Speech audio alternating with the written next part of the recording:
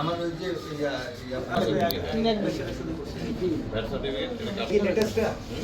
Icon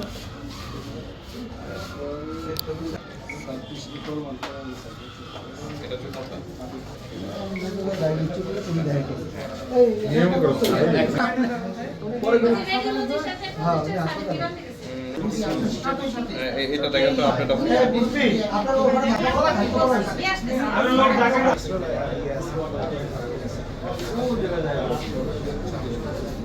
ময়লা দিচ্ছে কি এটা এটা কি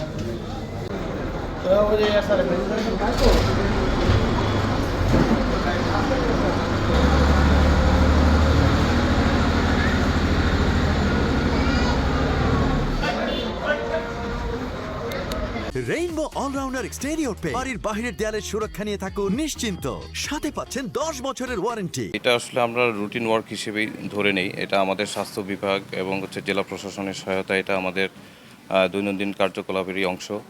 ডায়াগনস্টিক সেন্টারের বিভিন্ন অসঙ্গতি এবং রোগীদের অভিযোগের পরিপ্রেক্ষিতে আমরা বিভিন্ন সময় এ ধরনের অভিযান জেলা প্রশাসনের সহায়তায় আমরা পরিচালনা করি।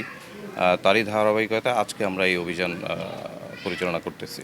যে ওরা যে প্রোডাক্টটা ইউজ করেন ওইটার ডেট আছে কিনা এটা আমরা চেক করি। কিছু অসঙ্গতি পাওয়া গেছে, এখানে কিছু প্রোডাক্ট আছে যেটার মেয়াদ উত্তীর্ণ হয়ে গেছে। আর একটা বিষয় হচ্ছে ওই আমাদের যে যারা টেকনিশিয়ান আছেন তাদের মানে যে কোয়ালিফিকেশন যেটা লাগে সেটা আমরা চেক করেছি।